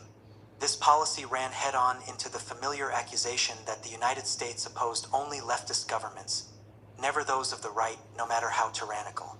The close association with Trujillo, widely regarded as Washington's protege, was proving increasingly to be an embarrassment. The circumstances were such that President Eisenhower was led to observe that it's certain that American public opinion won't condemn Castro until we have moved against Trujillo. The president's apparent belief in the independence of the American mind may have been overly generous, for Washington was supporting right-wing dictatorships in Guatemala, Nicaragua, Haiti, and elsewhere before and after Trujillo's assassination, yet the American public fell readily into line in condemning Castro. As early as 1958, the then CIA chief of station in the Dominican Republic, Lear Reed, along with several Dominicans, had plotted an assassination of Trujillo, one which never got off the ground. What the agency's motivation was, and whether it was acting on its own or at the behest of higher echelons in Washington, is not known. However, in February 1960, the National Security Council Special Group in Washington gave consideration to a program of covert aid to anti-Trujillo Dominicans. 2 months later, Eisenhower approved a contingency plan which provided, in part, that if the situation deteriorated still further, the United States would immediately take political action to remove Trujillo from the Dominican Republic as soon as a suitable successor regime can be induced to take over with the assurance of U.S. political, economic, and, if necessary, military support. Seemingly unaware of the currents swirling about him, Trujillo continued to live up to his gangster reputation. In June, his henchmen blew up a car carrying Venezuelan President Romulo Betancourt, an outspoken critic of the Dominican dictator. As a result, Washington came under renewed pressure from several of the more democratic Caribbean countries for action against Trujillo. Betancourt, who had survived the blast, told U.S. Secretary of State Christian Herter, "If you don't eliminate him, we will invade." For a full year, the dissidents and various American officials played cloak and dagger games. There were meetings in New York and Washington, in Ciudad Trujillo and Venezuela. Americans living in the Dominican Republic were enlisted for the cause by the CIA. Schemes to overthrow Trujillo were drawn up at different times by the State Department, the CIA, and the dissidents, some approved by the special group. A training camp was set up in Venezuela for Dominican exiles flown there from the United States and Puerto Rico by the CIA. The dissidents made numerous requests for weapons, from sniper rifles to remote-controlled detonating devices, for the understood purpose of assassinating Trujillo and other key members of his regime. Several of the requests were approved by the State Department or the CIA. Support for the dissidents was regularly reiterated at high levels of the U.S. government. Yet, after all was said and done, none of the ambitious plans was even attempted. The actual assassination was essentially a spur-of-the-moment improvised affair. Only 3 pistols and 3 carbines were ever passed to the anti-Trujilistas, and it is not certain that any of these guns were used in the assassination. In the final analysis, the most significant aid received by the dissidents from the United States was the assurance that the Colossus to the north would not intervene militarily to prevent the assassination and would support them afterwards if they set up a suitable government. In Latin America, this is virtually a sine qua non for such undertakings, notably in the Dominican Republic, where American Marines have landed on 4 separate occasions in this century, the last intervention having created a centralized Dominican National Guard which the U.S. placed under the control of a young officer it had trained named Rafael Trujillo. The gap between the word and the deed of the American government concerning the assassination appears to have been the consequence of a growing uncertainty in Washington about what would actually take place in the wake of Trujillo's demise. Would a pro-Castro regime emerge from the chaos? A secondary consideration, perhaps, was a reluctance to engage in political assassination, both as a matter of policy and as a desire to avoid, as one State Department official put it, further tarnishing in the eyes of the world of the U.S. moral posture. This was particularly the expressed feeling of President John Kennedy and others in his administration who had assumed office in January 1961, although they were later to undertake several assassination attempts against Castro. The dismal failure of the Bay of Pigs invasion in April further dampened the enthusiasm of Washington officials for Caribbean adventures, except against Cuba in revenge, and induced them to request a postponement of the assassination. The plotters, however, were well past the point of no return. The Dominicans who pulled the triggers and their fellow conspirators were in no way revolutionaries. They came from the ranks of the conservative, privileged sectors of Dominican society and were bound together primarily by an intense loathing of Trujillo, a personal vendetta. Each of them, or someone close to them, had suffered a deep humiliation at the hands of the diabolical dictator, if not torture or murder. Their plan as to what would follow the elimination of Trujillo was only half-baked, and even this fell apart completely. As matters turned out, the day after the assassination, Rafael Ramfis Trujillo Jr. rushed home from his playboy's life in Paris to take over the reins of government. Little had been resolved, either in the Dominican Republic or in Washington. The Kennedy administration was confronted with the same ideological questions which had caused them so much indecision before the assassination, as they had the Eisenhower administration. To wit, what is the best way of preventing the establishment of left-wing governments intent upon radical social change? The traditional iron fist of right-wing dictatorship, or a more democratic society capable of meeting many of the legitimate demands of the populace? How much democracy? Would too much open the door for even greater and unacceptable demands and provide the left with a legal platform from which to sway, dupe, Washington would call it, the public? And if it is a dictatorship that is to be supported, how are liberal American leaders to explain this to the world and to their own citizens? John F. Kennedy and his men from Harvard tended to treat such policy questions in a manner more contemplative than American political figures are usually inclined to do. On occasion, it might be said, they even agonized over such questions. But in the end, their Latin American policy was scarcely distinguishable from that of conservative Republican administrations. A leader who imposed order with at least the facade of democracy, who kept the left submerged without being notoriously brutal about it. In short, the anti-communist liberal still appeared to be the safest ally for the United States. There are three possibilities, Kennedy said, in descending order of preference: a decent democratic regime, a continuation of the Trujillo regime, or a Castro regime. We ought to aim at the first, but we really can't renounce the second until we are sure we can avoid the third. Rafael Trujillo Jr. was clearly not ideal. Besides bearing the inescapable stigma of his name and family, he proceeded to carry out a bloodbath of revenge over the next 6 months. But, unlike his father in his last years, Ramfis could be prodded by Washington into making a few token reforms, and both parties might have been content to continue in this fashion indefinitely had not many people of the Dominican Republic felt terribly cheated by the turn of events. Their elation over the assassination had soured in the face of business as usual. Resentment spilled over into the streets. By October, the protests were occurring daily and were being put down by tanks. Students were shot dead by government troops. The United States began to make moves, for the situation in the streets and high places of the government was anarchic enough, Washington feared, to provide an opening for the proverbial and seemingly magical communist takeover, although, in fact, the left in the Dominican Republic was manifestly insignificant from years of repression.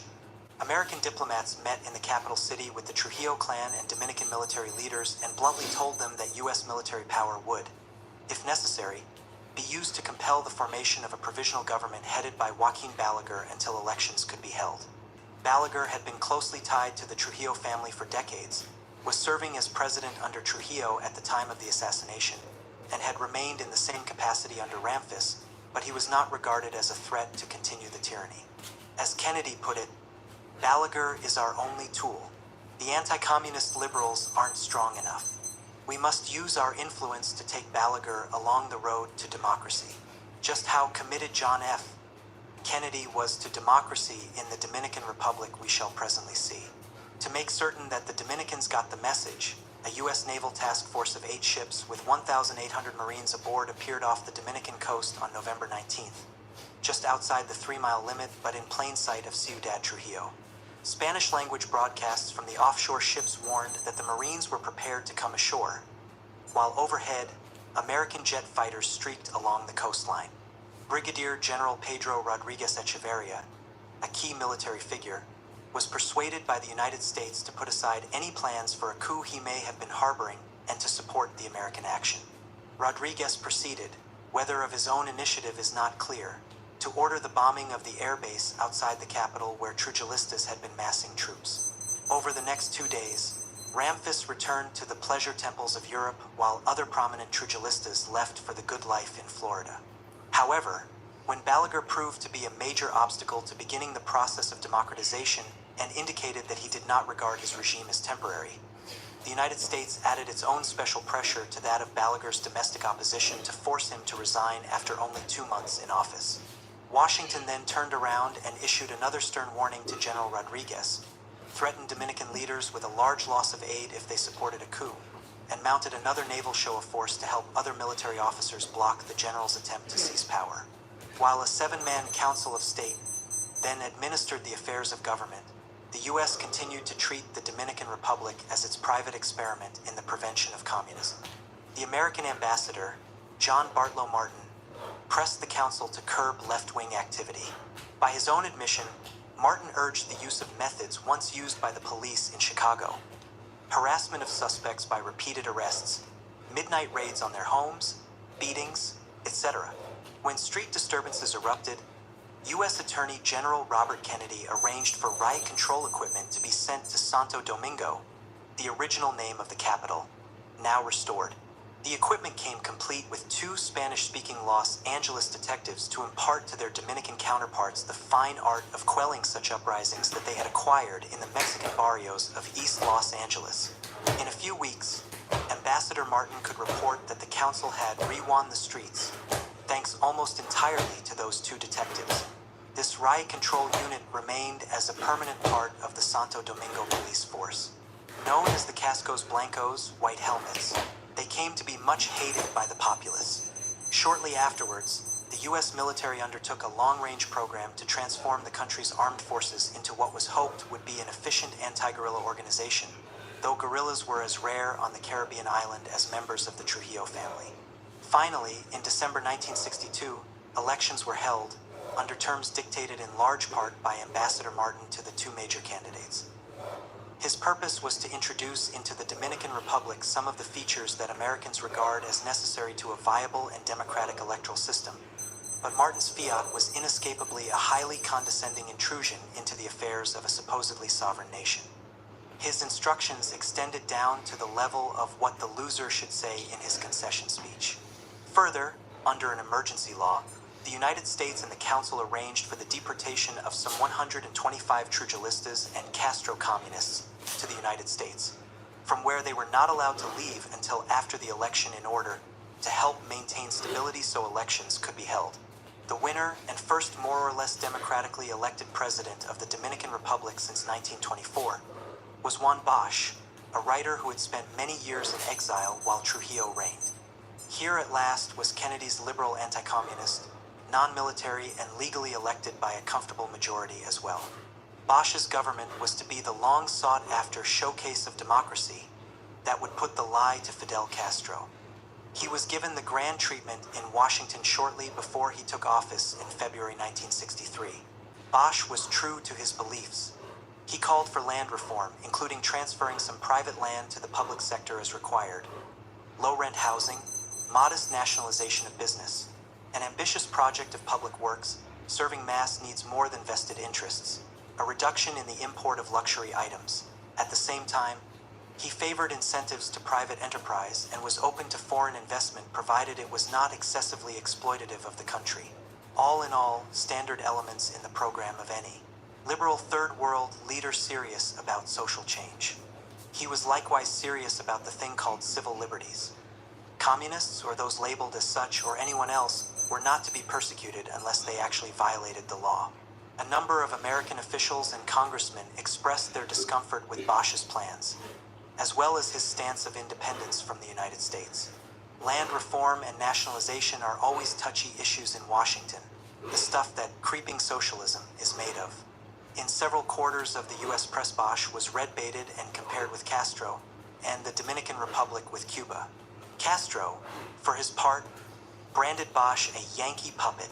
Some of the press criticism was clearly orchestrated, in the manner of many CIA campaigns. In both the United States and the Dominican Republic, the accusations most frequently cast at Bosch were the ones typically used against Latin American leaders who do not vigorously suppress the left. C.F. Arbenz and Goulart. Bosch was allowing communists to infiltrate into the country and into the government, and he was not countering communist subversion, the latter referring to no more than instances of people standing up for their long-denied rights. Wrote a reporter for the Miami News, "Communist penetration of the Dominican Republic is progressing with incredible speed and efficiency." He did not, however, name a single communist in the Bosch government. As it happens, the reporter, Hal Hendricks, was a valuable press asset and a secret operative of the CIA in the 1960s. The CIA made a further contribution to the anti-Bosch atmosphere. Ambassador Martin has reported that the agency gave rumors about communists in the Dominican Republic, a credibility far higher than I would have, in reporting a Castro/communist plot.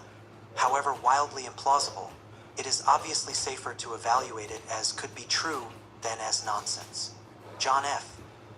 Kennedy also soured on Bosch, particularly for his refusal to crack down on radicals. Said the president to Ambassador Martin one day, "I'm wondering if the day might not come when he'd Bosch like to get rid of some of the left. Tell him we respect his judgment, we're all for him.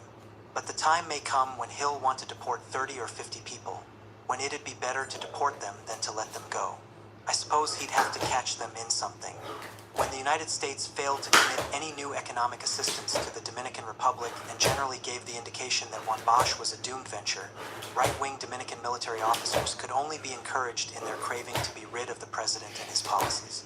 Sam Halper, former Caribbean bureau chief of Time magazine, later reported that the military coup ousting Bosch went into action as soon as they got a wink from the US Pentagon. In July, a group of officers formally presented Bosch with a statement of principle cum ultimatum. Their loyalty to his regime was conditioned upon his adoption of a policy of rigorous anti-communism. Bosch reacted by going on television and delivering a lecture about the apolitical role required of the military in a democratic society, surely an occult subject to these products of 31 years of Trujilloism. The beleaguered president could see that a premature demise lay ahead for his government. His speech on television had sounded very much like a farewell. The failure of Washington to intervene on his behalf could only enlarge the writing on the wall. Indeed, Bosch and some of his aides strongly suspected that the US military and the CIA were already conspiring with the Dominican officers. Several American military officers had disregarded diplomatic niceties by expressing their reservations about Bosch's politics loud enough to reach his ears. A week before the inevitable coup, the CIA/AIFLD created Union Federation in the Dominican Republic, CONATRAL, which had been set up to counter and erode Bosch's support in the labor movement, placed an ad in a leading newspaper urging the people to put their faith in the army to defend them against communism. The end came in September, a scant 7 months after Bosch had taken office. He had not had the time to accomplish much that was worthwhile in this hopelessly corrupt society before the military boots marched, as they have always marched in Latin America. The United States, which can discourage a military coup in Latin America with a frown, did nothing to stand in the way of the Dominican officers. There would be no display of American military might this time, although Bosch asked for it, unless a communist takeover were threatened, said the State Department. Democracy, said Newsweek magazine, was being saved from communism by getting rid of democracy. There were the customary expressions of regret in Washington about the death of democracy, and there was the de rigueur withholding of recognition of the new regime. But 2 months later, when opposition to the yet again repressive dictatorship began to manifest itself noticeably, the junta yelled communist, and was quickly embraced by the United States with recognition and the other perquisites which attach to being a member in good standing of the free world. 19 months later, a revolution broke out in the Dominican Republic, which promised to put the exiled Bosch back in power at the hands of a military-civilian force that would be loyal to his program. But for the 5th time in the century, the American Marines landed and put an abrupt end to such hopes. In the early morning of Saturday, April 24th, 1965, a group of young Army officers of middle rank, acting in concert with civilian Bosch partisans, declared themselves in revolt against the government. The Constitutionalists, as they called themselves, were soon joined by other officers and their units. Spurred by ecstatic radio proclamations, thousands of Dominicans poured into the streets shouting "Viva Bosch" and grabbed up the arms handed out by the rebel military forces. The television station was taken over, and for 2 days a potpourri of politicians, soldiers, women, children, adventurers, hoodlums, and anyone who wished to, shouted against the status quo. The participants in the uprising were a mixed bag, not all of them sympathetic to Bosch or to social reform. Some were on the right with their own varied motivations. But the impetus clearly lay with the Constitutionalists, and the uprising was thus viewed with alarm by the rest of the military and the U.S. Embassy as a movement to restore Bosch to power with all that implied. Philip J. Illen of the Wall Street Journal, and formerly with the CIA, who had access to the official embassy cables and the key actors in the drama, has written, "What the record reveals, in fact, is that from the very outset of the upheaval, there was a concerted U.S. government effort, if not actually a formal decision, to checkmate the rebel movement by whatever means and at whatever cost." By Sunday, April 25th, the Santo Domingo embassy had clearly cast its lot with the loyalist military cabal and against the rebellion's original aim, the return of Juan Bosch. Restoration of the Bosch regime would be against U.S. interests, the embassy counseled. Blocking Bosch could mean further bloodshed. The embassy conceded. Nonetheless, Washington was advised. The embassy military attaches had given loyalist leaders a go-ahead to do everything possible to prevent what was described as the danger of a communist takeover. The attaches, as well as the U.S. consul, made emergency visits to several still uncommitted Dominican military commanders to persuade them, apparently with notable success, to support the government. A bloody civil war had broken out in the streets of Santo Domingo. During the first few days, the momentum of battle swung to one side, then the other. By the night of April 28th, however, the military and police inside Santo Domingo had collapsed, and the Constitutionalists were preparing to attack the military's last bastion, San Isidro, their main base about 10 miles away. The generals at San Isidro were dejected, several were weeping, and one was hysterically urging retreat. Read the cable sent by the American ambassador, W. Tapley Bennett, to Washington in the early evening of the 28th. Bennett, as we shall see, was given to hyperbole of the worst sort, but the Dominican military certainly were isolated and demoralized. Bennett added, whether in the same cable or another one is not clear, that if U.S. troops did not immediately land, American lives would be lost and Castro-type elements would be victorious. Within hours, the first 500 U.S. Marines were brought in by helicopter from ships stationed a few miles off the coast. 2 days later, American forces ashore numbered over 4,000. At the peak, some 23,000 troops, Marine and Army, were to take up positions in the beleaguered country, with thousands more standing by on a 35-ship task force offshore. The American action was in clear violation of several international agreements, including the Charter of the Organization of American States, OAS, which prohibited intervention directly or indirectly, for any reason whatever, in the internal or external affairs of any other state.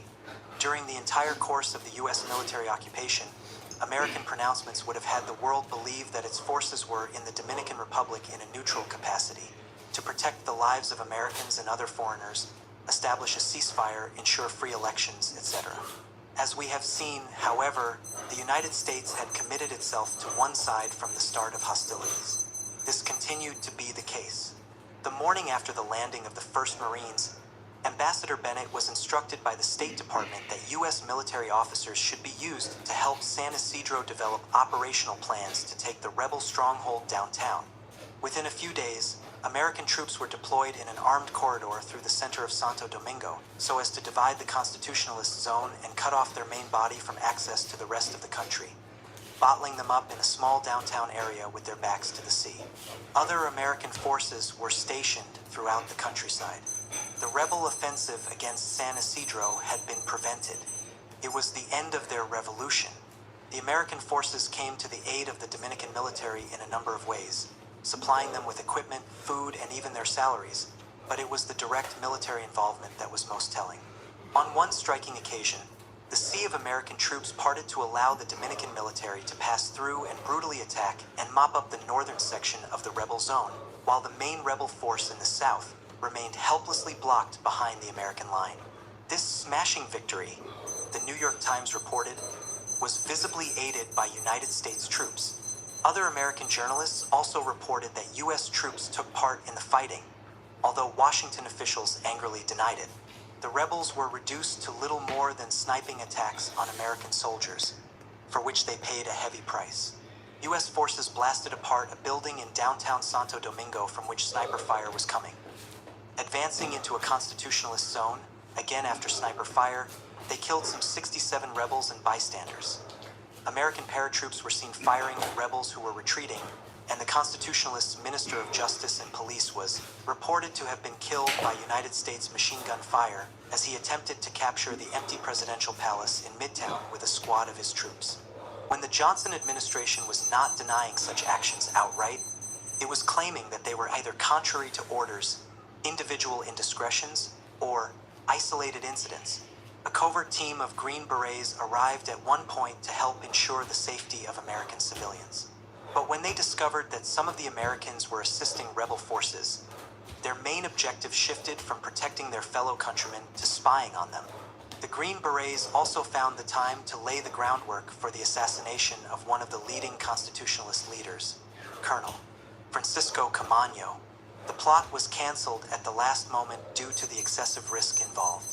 Another group of American visitors was that of some leaders of the National Student Association, ostensibly come to the Dominican Republic to talk with their counterparts about educational matters, but actually there at the behest of the CIA to gather information on local students.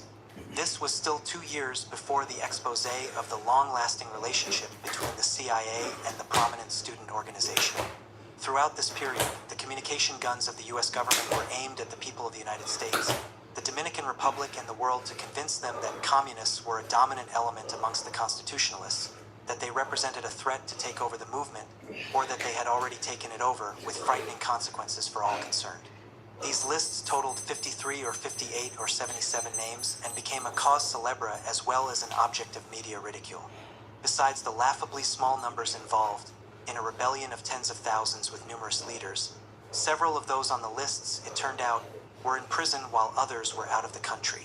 The American embassy in Santo Domingo assured reporters that if they went to rebel headquarters, they would see the named communists in the flesh. The news people went and looked but could find no identifiable communists. However, one identifies a communist. Subsequently, administration officials explained that the reason that news people had seen such little evidence of communist activity was that the American landings had scared the Reds into hiding. Eventually, American officials admitted their doubt that they could prove that communists had gained control of the constitutionalists. Although President Johnson had pressed the CIA and FBI into an intensive search for evidence, a CIA cable to Washington on April 25th reported that the Communist Party, Partido Socialista Dominicano, had been unaware of the coup attempt done. Former CIA officer Philip Agee, stationed in Uruguay at the time, wrote later that the new password at his station became 58 trained communists. The proper reply was 10,000 Marines. The embassy, and Ambassador Bennett in particular, poured forth a rising stream of hysterical rumors, atrocity stories, and alarmist reports about the rebels, reminiscent of the Bolshevik horror stories which had filled the pages of the American press following the Russian Revolution. Embassies being ransacked, Castroite-style mass executions, rebels parading in the streets with the heads of their victims on poles. President Johnson made reference to the atrocities in public statements, but none of the stories were ever proven, for none were true. No one ever located any of the many headless Dominicans. And American officials, in a monument to chutzpah, later denounced the press for reporting such unverified rumors. Meanwhile, the CIA, the Defense Intelligence Agency, and the U.S. Information Agency were conducting their own intensive propaganda campaign in the Dominican Republic to give credence to the American position and discredit Dominican groups opposed to it. Experts on psychological warfare arrived to ply their trade. Radio stations and newspapers were covertly set up. Rebel radio stations jammed. Leaflets airdropped in the countryside. The USIA also secretly subsidized the publication of pro-administration material aimed for distribution in the United States. From all the wild charges and the frequent contradictory statements made by American officials, the expression credibility gap entered the American popular language and soon came to haunt the Johnson presidency. Historian Richard Barnett has noted another interesting side to the American propaganda effort to justify the intervention, which had aroused violent opposition from traditional friends of the United States because of its crudeness and the swathe of lies in which it was wrapped. Washington began a direct assault on the concept of non-intervention, the rhetorical foundation stone of Latin American policy, enshrined in numerous treaties, declarations, and Pan-American Day speeches. Under Secretary Thomas Mann told newspaper correspondents that the OAS and UN charters were drawn up in 19th century terms. Avril Harriman remarked in Montevideo that the principle of non-intervention was becoming obsolete. By a vote of 315 to 52, the House of Representatives passed a resolution justifying the unilateral use of force on foreign territory by any nation which considers itself threatened by international communism, directly or indirectly. The president declared in a speech, "The first reality is that old concepts and old labels are largely obsolete.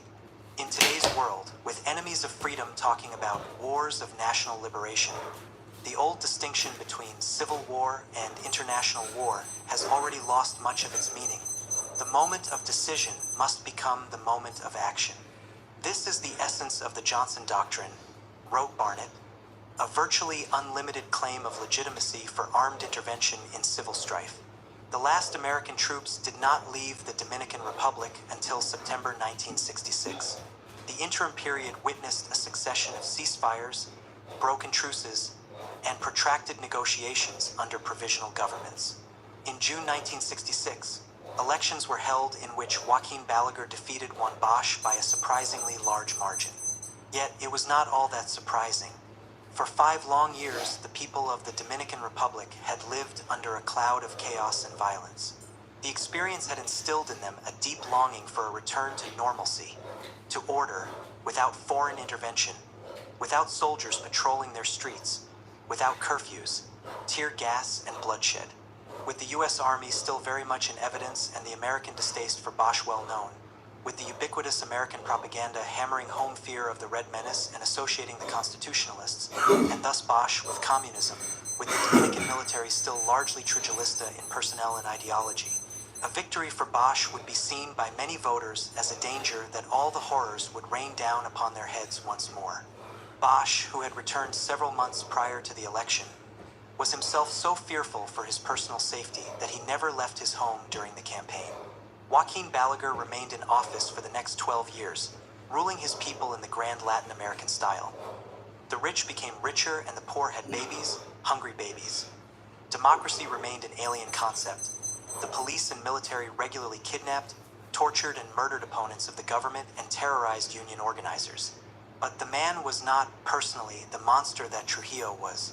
There was relative calm and peace. No communist threat hovered over the land. The pot was sweetened for foreign investors, and American corporations moved in with big bucks. There was stability and order, and the men who ran the United States looked and were satisfied. Perhaps some of them had come to the realization that the anti-communist liberal government was an impossible ideal. For any movement seeking genuine democracy and social reform would invariably attract individuals whom the United States would invariably categorize as communist. The United States would then feel driven to discredit, subvert, and eventually overturn the movement. A catch-22. 30.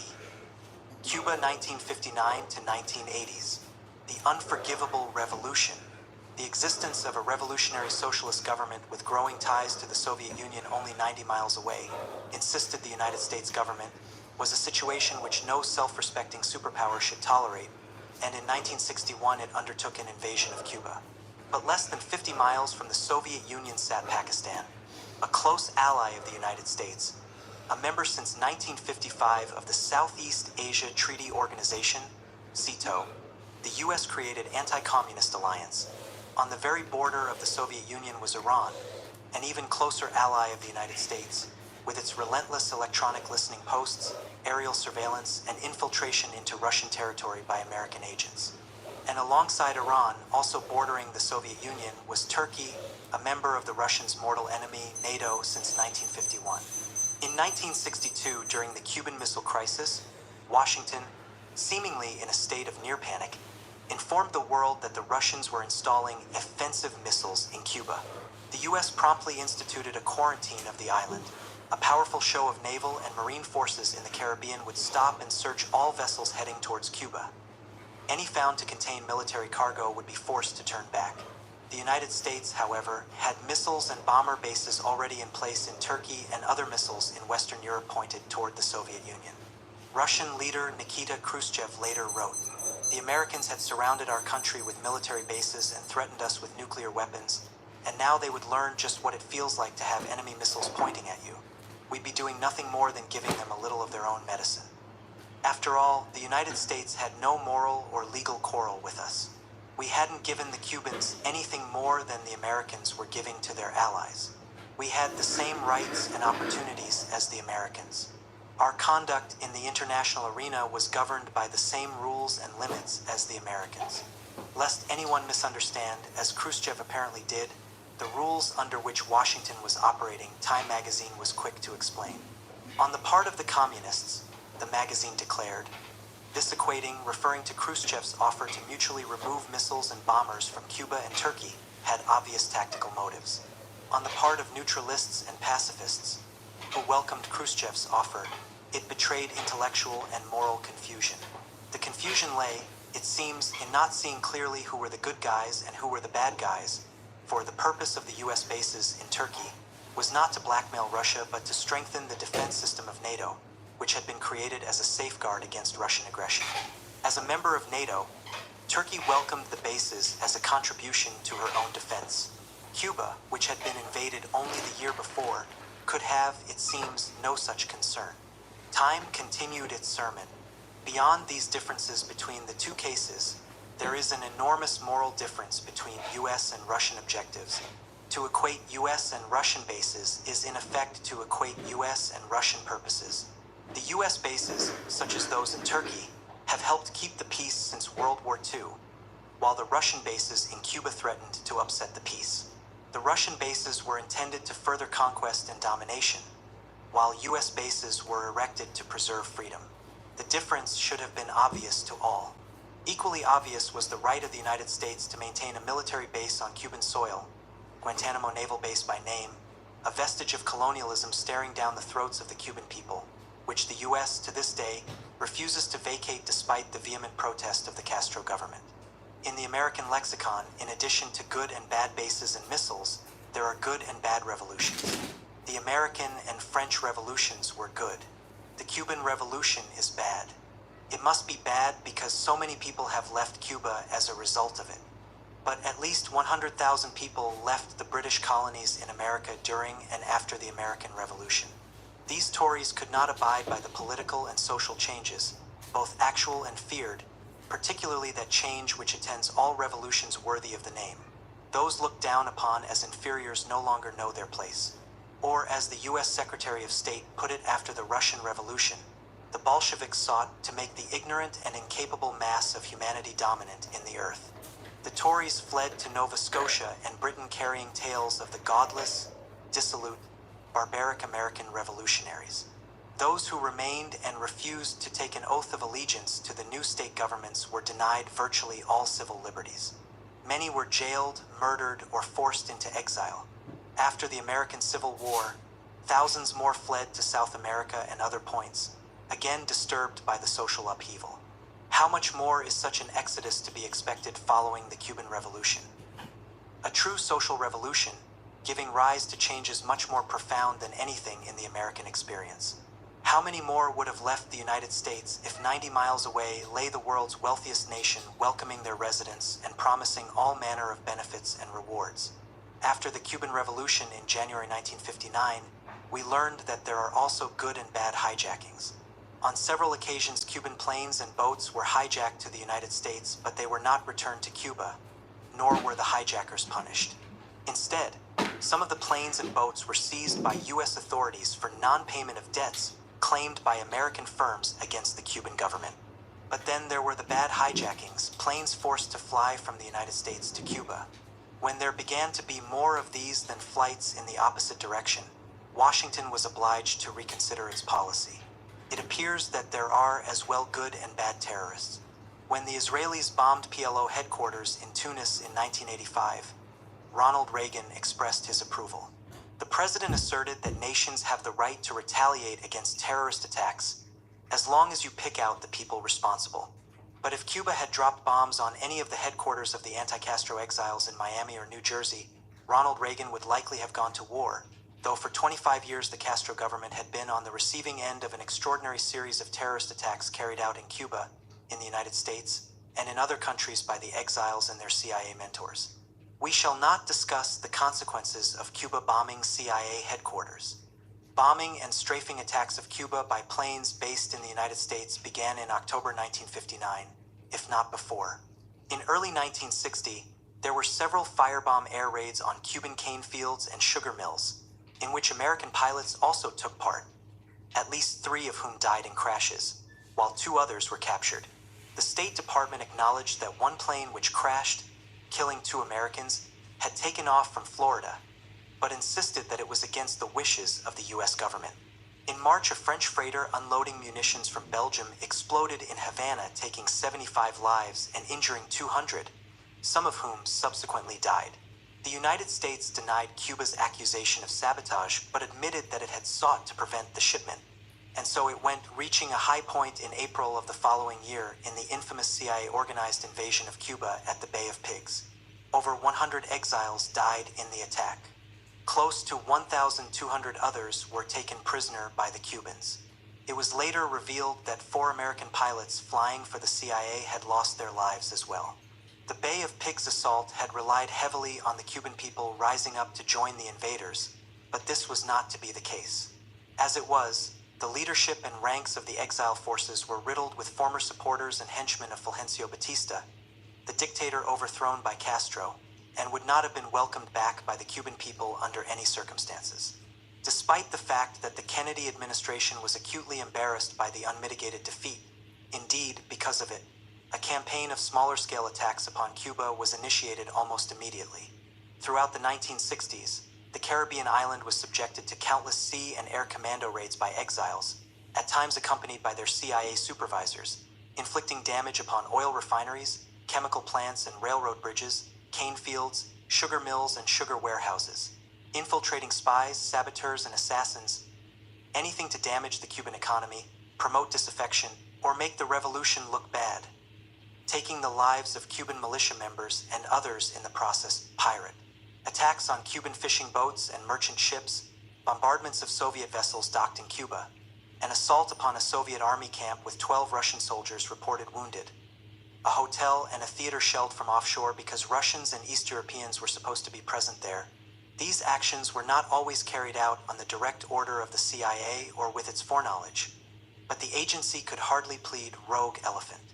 It had created an operations headquarters in Miami that was truly a state within a city, over, above, and outside the laws of the United States, not to mention international law, with a staff of several hundred Americans directing many more Cuban agents in just such types of actions, with a budget in excess of $50 million a year, and an arrangement with the local press to keep operations in Florida secret, except when the CIA wanted something publicized. Title 18 of the U.S. Code declares it to be a crime to launch a military or naval expedition or enterprise from the United States against a country with which the United States is not officially at war, although U.S. authorities now and then aborted an exile plot or impounded a boat, sometimes because the Coast Guard or other officials had not been properly clued in. No Cubans were prosecuted under this act. This was no more than to be expected inasmuch as Attorney General Robert Kennedy had determined after the Bay of Pigs that the invasion did not constitute a military expedition. The commando raids were combined with a total U.S. trade and credit embargo, which continues to this day, and which genuinely hurt the Cuban economy and chipped away at the society's standard of living. So unyielding has the embargo been that when Cuba was hard hit by a hurricane in October 1963, and Casa Cuba, a New York social club, raised a large quantity of clothing for relief, the United States refused to grant it an export license on the grounds that such shipment was contrary to the national interest. Moreover, pressure was brought to bear upon other countries to conform to the embargo, and goods destined for Cuba were sabotaged. Machinery damaged, chemicals added to lubricating fluids to cause rapid wear on diesel engines. A manufacturer in West Germany paid to produce ball bearings off-center, another to do the same with balanced wheel gears. "You're talking about big money," said a CIA officer involved in the sabotage efforts, when you ask a manufacturer to go along with you on that kind of project because he has to reset his whole mold. And he is probably going to worry about the effect on future business. You might have to pay him several $100,000 or more. One manufacturer who defied the embargo was the British Leland Company, which sold a large number of buses to Cuba in 1964. Repeated expressions of criticism and protest by Washington officials and congressmen failed to stem deliveries of some of the buses. Then, in October, an East German cargo ship carrying another 42 buses to Cuba collided in thick fog with a Japanese vessel in the Thames. The Japanese ship was able to continue on, but the cargo ship was beached on its side. "The buses would have to be written off," said the Leland Company. In the leading British newspapers, it was just an accident story. In the New York Times, it was not even reported. A decade was to pass before the American columnist Jack Anderson disclosed that his CIA and National Security Agency sources had confirmed that the collision had been arranged by the CIA with the cooperation of British intelligence. Subsequently, another CIA officer stated that he was skeptical about the collision story, although admitting that it is true that we were sabotaging the Leland buses going to Cuba from England, and that was pretty sensitive business. What undoubtedly was an even more sensitive venture was the use of chemical and biological weapons against Cuba by the United States. It is a remarkable record. In August 1962, a British freighter under Soviet lease, having damaged its propeller on a reef, crept into the harbor at San Juan, Puerto Rico for repairs. It was bound for a Soviet port with 80,000 bags of Cuban sugar. The ship was put into dry dock and 14,135 sacks of sugar were unloaded to a warehouse to facilitate the repairs. While in the warehouse, the sugar was contaminated by CIA agents with a substance that was allegedly harmless but unpalatable. When President Kennedy learned of the operation, he was furious because it had taken place in U.S. territory, and if discovered, could provide the Soviet Union with a propaganda field day and could set a terrible precedent for chemical sabotage in the Cold War. He directed that the sugar not be returned to the Russians, although what explanation was given to them is not publicly known. Similar undertakings were apparently not canceled. The CIA official who helped direct worldwide sabotage efforts, referred to above, later revealed that there was lots of sugar being sent out from Cuba, and we were putting a lot of contaminants in it. The same year, a Canadian agricultural technician working as an advisor to the Cuban government was paid $5,000 by an American military intelligence agent to infect Cuban turkeys with a virus which would produce the fatal Newcastle disease. Subsequently, 8,000 turkeys died. The technician later claimed that although he had been to the farm where the turkeys had died, he had not actually administered the virus, but had instead pocketed the money, and that the turkeys had died from neglect and other causes unrelated to the virus. This may have been a self-serving statement. The Washington Post reported that, according to U.S. intelligence reports, the Cubans and some Americans believed the turkeys died as the result of espionage. Authors Warren Hinkle and William Turner, citing a participant in the project, have reported in their book on Cuba that during 1969 and 1970, the CIA deployed futuristic weather modification technology to ravage Cuba's sugar crop and undermine the economy. Planes from the China Lake Naval Weapons Center in the California desert, where high-tech was developed, overflew the island, seeding rain clouds with crystals that precipitated torrential rains over non-agricultural areas and left the cane fields arid. The downpours caused killer flash floods in some areas. In 1971, also according to participants, the CIA turned over to Cuban exiles a virus which causes African swine fever. 6 weeks later, an outbreak of the disease in Cuba forced the slaughter of 500,000 pigs to prevent a nationwide animal epidemic. The outbreak, the first ever in the Western Hemisphere, was called the most alarming event of the year by the United Nations Food and Agricultural Organization. 10 years later, the target may well have been human beings, as an epidemic of dengue fever swept the Cuban island.